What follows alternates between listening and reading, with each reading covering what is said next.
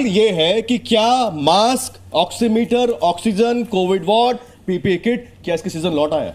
जी, जैसे सर ने बताया कि हमारे यहाँ पे आपने देखा होगा कि हमारे यहाँ लोग रिलक्टेंट रहते हैं, हम प्रिवेंशन पे कम ध्यान देते हैं और ट्रीटमेंट पे ज़्यादा ध्यान देते हैं। इसीलिए हमारे लिए कहीं ना कहीं ये कोविड घातक होता है हर बार की तरह।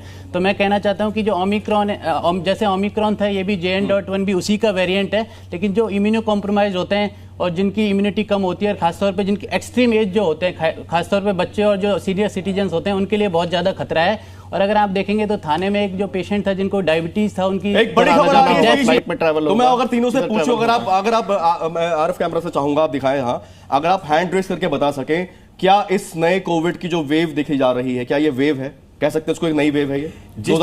जिस तरीके से नंबर बढ़ रहे हैं, आप हैंड रेस करके बताएं क्या? यस। और दूसरा आप ये बताएं, क्या इसे डरने की आवश्यकता है? हैंड रेस करके डरने की आवश्यकता है, क्योंकि हमारे यहाँ लोग लापरवाह रहते हैं, तो डरने की डेफिनेटली आवश्यकता है। उनको डरना चाहिए जिससे कि वो सावधान रहें और वो बच सकें इससे। जी। क्या नाम है आपका? मेरा नाम है डॉक्टर शोभा भारद्वाज। डॉक्टर नहीं, PhD हूँ।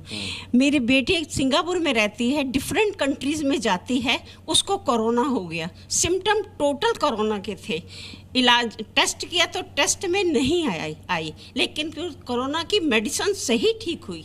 मैं डायबिटिक हूँ, मैं सदा मास्क अपना साथ रखती हूँ, डिस्टेंस का ध्यान रखती हूँ। तो ये तो एक बड़ी विचित्र बात है कि मेडिसिन उन्होंने वही ली, लेकिन टेस्ट में आए नहीं, सिम्टम वही थे। तो क्योंकि जैसे मैम ने बताया कि एक्चुअली जब पेंडेमिक होता है और जैसे कि पता है कि कोविड तो बहुत लंबे समय से चल रहा है, तो डॉक्टर अपने लेवल पे एज ए क्लिनिशियन उसको लगता है कि यार ये कोविड हो सकता है, तो प्रोफाइलेक्टिकली भी दवाई देनी है, क्योंकि जिससे कि हम पेशेंट की जो कॉम्प्लिकेशंस हैं उसको अवॉइड कर सकें, और वो जो है वो देते हैं डॉक्टर।